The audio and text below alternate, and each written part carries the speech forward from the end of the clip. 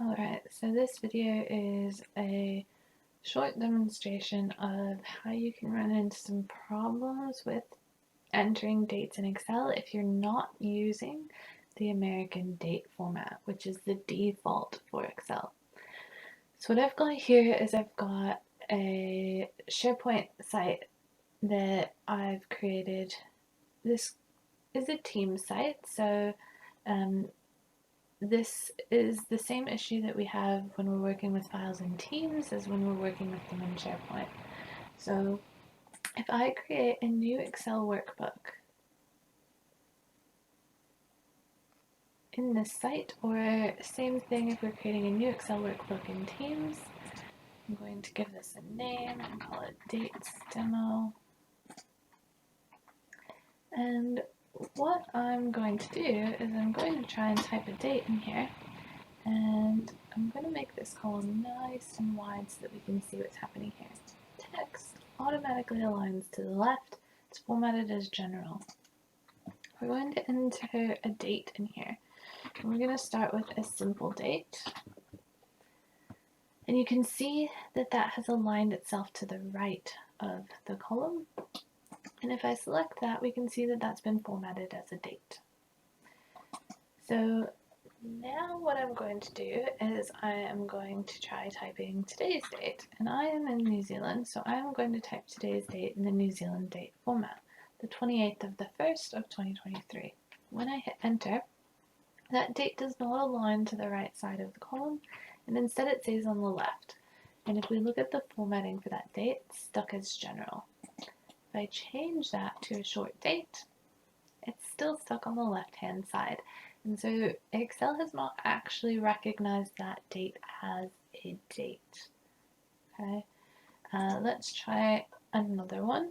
Let's do the 3rd of the 1st of 2023.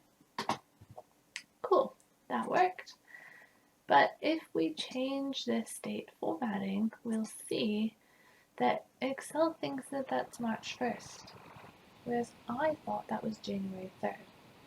And so that is where you can get yourself into a lot of trouble with dates when you're doing your reporting and your calculations and your analysis. Is Excel sees that as one date, we see it as a different date when you're calculating differences, doing conditional formatting, any of those things. That's not going to work properly. So how do we fix this? Okay, well, up here we've got a settings cog, and this is the settings for my Office account. And so you can see that it says language and time zone, change your language. Where is this going to take me? This takes me to my account.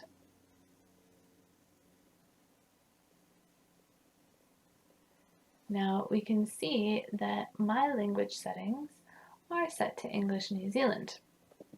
Clearly that's not pulling through to my Excel file. So let's go back to where the Excel file lives. Now remember, this works if you're using it in Teams as well as in SharePoint.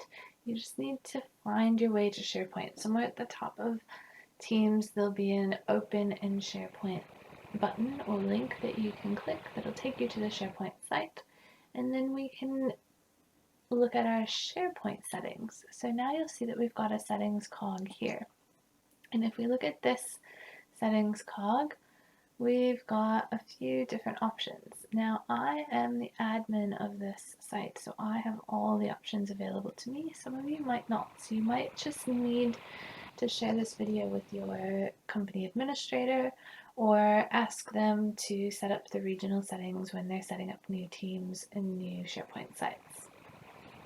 Now, this settings cog will change for that administrator. If you're the administrator, you might see site settings, but you won't always see site settings depending on where you are. One thing that's there consistently is site contents. So I always tell people, click on the settings cog, click on site contents. It might not be the quickest way, but it will get us there every time. So from site contents, what we're looking for now is site settings. And site settings will always be in our site contents. So if we click site settings, here we've got regional settings and language settings. So what I want to do in here is change my regional settings for this site. And you can see that my regional settings locale is set to English United States, time zone Pacific time. You can change both of them, but the one that's important that we need to change to get our date formatting to work properly is the English New Zealand locale. Doesn't care about the time zone. So I'll leave the time zone for now. I'll click OK. Time zone's important if we're doing meetings and events and calendars. I'll go back to my documents library, my blog samples, and my dates. And let's look at our dates demo file now.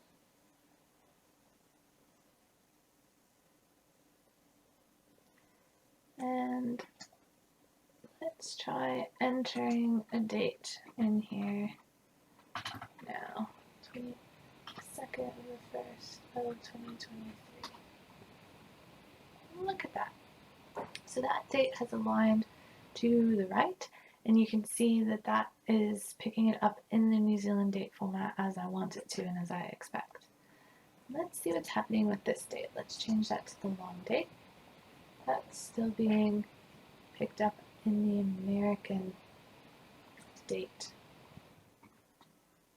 And this one is as well. So in order to force those into a new date format, I need to change the value in that cell. So I need to re-enter that, and we can say 3rd, 1st, 2023, and that will pick that up in the right format for me. For this one, I just had to click into the cell and hit enter to get that to restore as the date. Text to columns will do that for you as well, and I've covered that in a different